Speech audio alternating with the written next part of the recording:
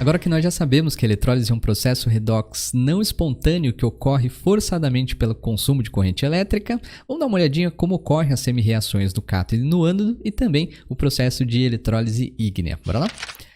Primeira coisa é a gente entender como reagem os nossos cátions e ânions, né, quando tem a eletrólise.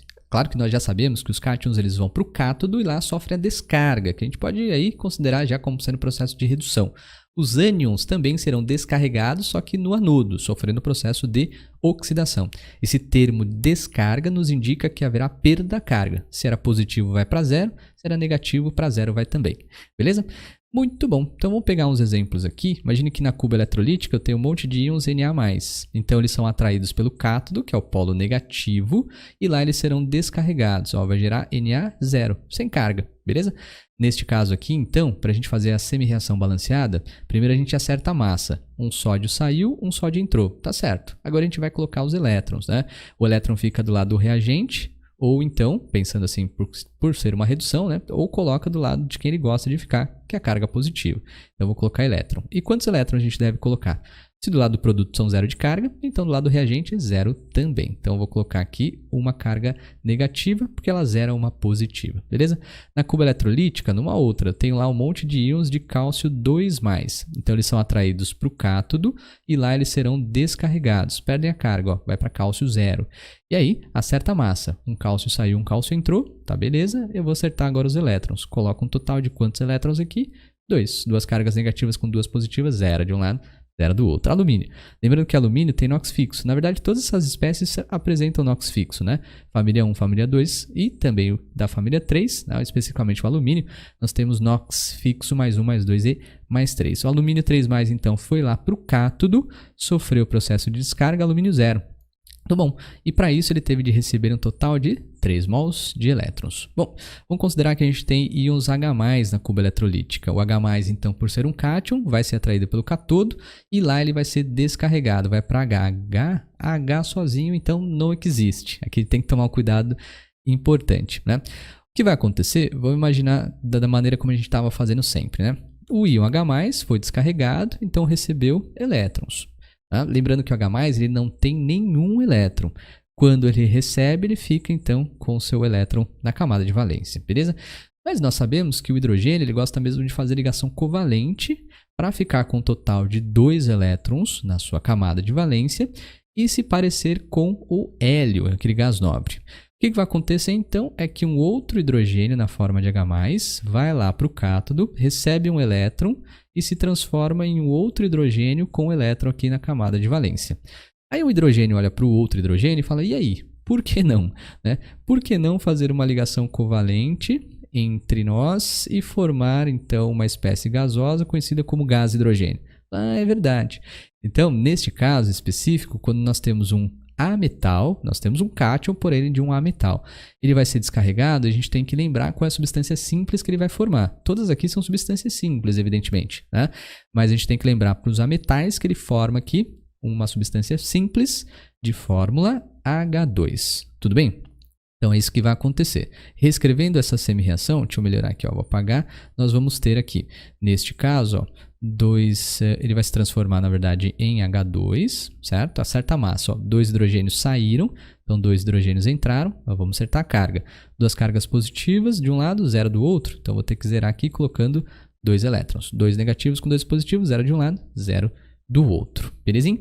Vamos fazer para os ânions, então, ó, o ânion, vou colocar ânion cloreto, então ele vai lá para o anodo, polo positivo, vai ser descarregado, descarrega Cl, mas Cl sozinho não existe, a mesma ideia que a gente viu aqui para o H2.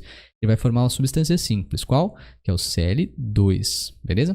Acerta a massa, ó, 2 cargas, na verdade 2 cloros estão saindo, 2 cloros estão entrando, acerta a carga, 2 cargas negativas do reagente, então coloca lá 2 cargas negativas do lado do produto. Igor, por que do lado do produto? Porque o elétron ele fica sempre mais distante possível daquele que ele não gosta. Negativo com negativo não se bica, então coloca lá do lado do produto, ou lembra que é uma oxidação, né?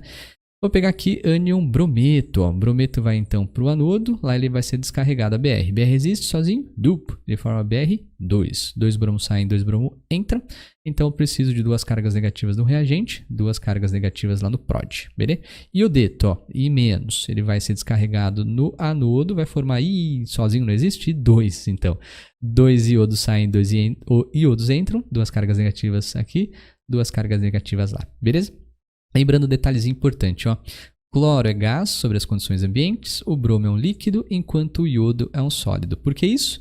As 3 substâncias fazem o mesmo tipo de interação intermolecular, que é o dipolo induzido, por serem substâncias ali apolares, né? Mas o raio atômico é consideravelmente diferente. Família 7A, à medida que você vai descendo na família, o raio aumenta. Então, se aumenta o tamanho da molécula, quanto maior o tamanho da molécula, mais calor me dá. Aumenta a temperatura de fusão e vai aumentar também, claro, vai mudar, na verdade, consideravelmente o estado físico das substâncias. Aí, ó, tem hidroxilas e aqui tem, então, IOH-, beleza?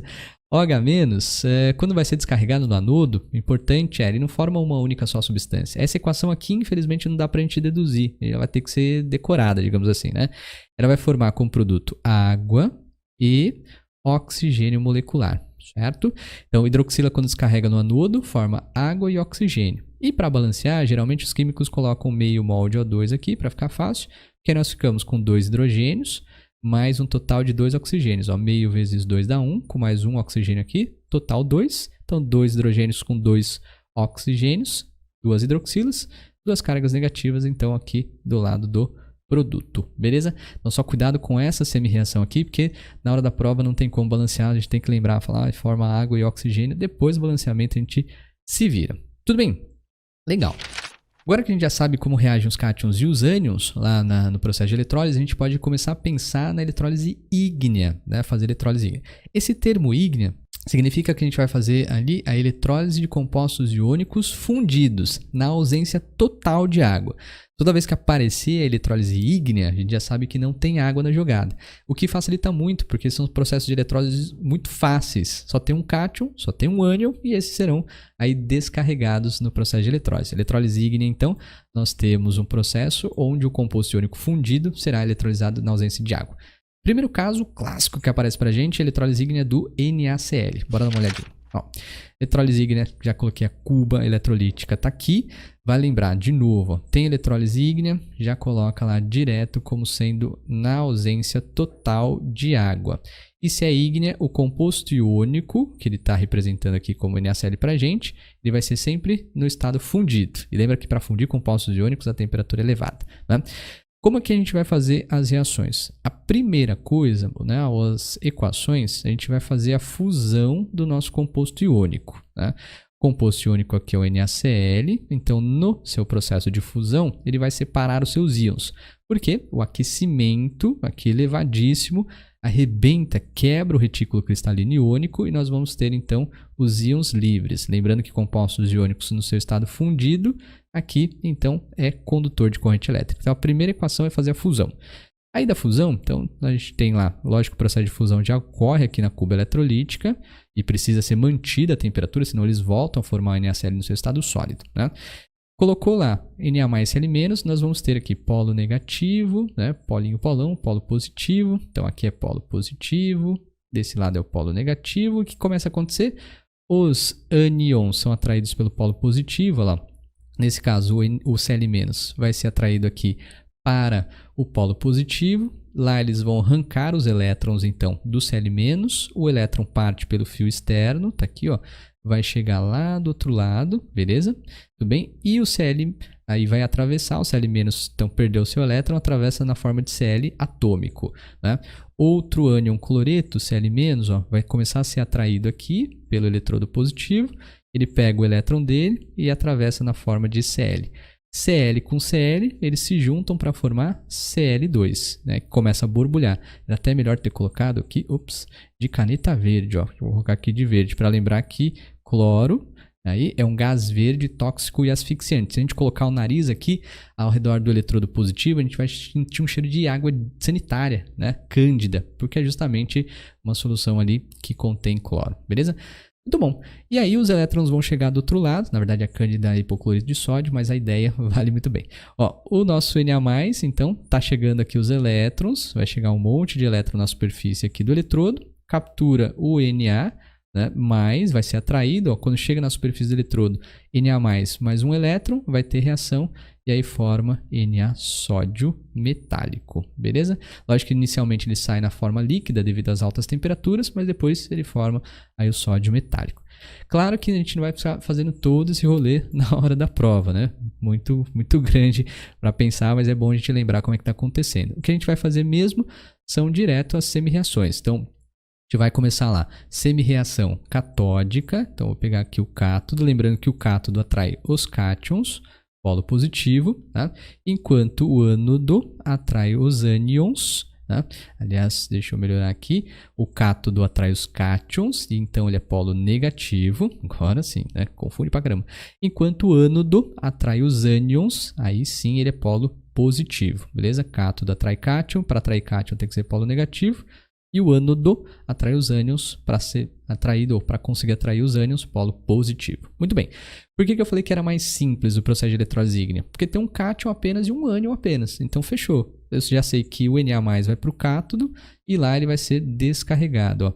Descarrega aqui a Na0, beleza? Acerta agora a massa. Ó. Um sódio saiu, um sódio entrou, beleza. Acerta a carga. Vou colocar aqui, ó, 0 de carga do lado do produto. Então, vou zerar a carga aqui do lado do reagente. Um Na+, com mais um elétron, 0 de um lado, 0 do outro. Beleza. O ânodo atrai os ânions, então só tem um ânion mesmo, Cl-, vai ser descarregado lá no anodo e vai formar Cl. Cl sozinho não existe, forma Cl2, como a gente viu aqui, né? Cl2 acerta a massa, ó, 2 cloros estão saindo, 2 cloros estão entrando. 2 cargas negativas entram, então 2 cargas negativas saem, beleza?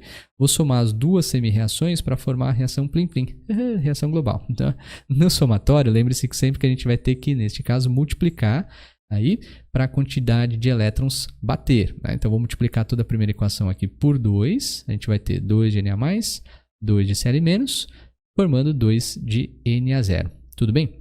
Legal. Bom, um conselho interessante. Quando a gente faz as equações da eletrólise, é interessante sempre somar todas as equações, desde a fusão até o cátodo, o ânodo, para formar a global. Sendo assim, eu posso multiplicar toda a equação número 1, a fusão aqui, também por 2, para cancelar o Na+, o Cl-. Então, vou multiplicar aqui toda ela por 2. Então, detalhe importante. Depende muito da questão, claro, também. Né? Se a questão apenas pedir a semi-reação catódica e anódica, eu nem penso na primeira equação lá que a gente fez só para separar os íons, certo? Se for uma questão um pouco mais específica, que pede a reação global, aí é interessante a gente somar todas as equações, desde a fusão até a catódica e anódica. Aí fica mais interessante observar dessa forma, beleza? Eu vou fazer aqui somando, como a gente já fez as catódicas e anódicas, eu vou somar todo mundo para fazer a equação global, beleza? Muito bem, então vou multiplicar aqui por 2, vai dar 2 de NaCl, 2 de Na+, 2 de Cl-. Vamos ver quem dá para cancelar. Ó. Esses 2 de Na+, cancelam com 2 de Na+, esses 2 de Cl- cancelam com 2 de Cl-, né? Os elétrons aqui cancelam com elétron, ó, então 2 mols de elétrons com 2 mols de elétrons, e a gente vai somar aí quem sobrou. Antes da seta, percebam, na primeira equação sobraram 2 mols de NaCl, beleza? Aí na segunda equação não sobrou ninguém, terceira equação não sobrou ninguém também. Aí vamos para o produto. Ó. Na primeira equação não tem produto, na segunda equação sobraram 2 mols de Na, tá aqui, e na terceira equação sobrou 1 mol de Cl2, né? O gás cloro está aqui. Então essa é a reação que nós temos, a reação global do processo de eletrólise ígnea do cloreto de sódio fundido, do NaCl. Né? Muitas vezes os examinadores perguntam para a gente se a eletrólise, né, é um processo de decomposição, se ocorre uma decomposição. Pela equação que a gente viu ali, fica claramente que dá para a gente afirmar que é um processo de decomposição. A eletrólise é justamente isso, né? A quebra, lise, através da passagem de corrente elétrica. Eletrólise. Então, ela quebra a substância, transformando em duas ou mais. Né? Se a gente observar, então, a equação, ó, 2 de NaCl, ele vai, então, quebrar aqui o nosso composto iônico, fazendo uma decomposição. Então, nas eletrólises, sim, podemos afirmar que sempre teremos uma decomposição. Beleza? Tudo bem. Bem tranquilo, né? Aí, eletrólise ígnea, ausência total de água, funde o composto, separa em íons, cátodo vai pegar os cátions, o ânodo vai então pegar os ânions, sofre o processo de descarga, soma todas as equações, eu tenho o processo ou a reação global, belezinha? Tudo bem, na próxima parte a gente fala um pouquinho sobre a eletrólise, aí especificamente da produção do alumínio, beleza? Até lá!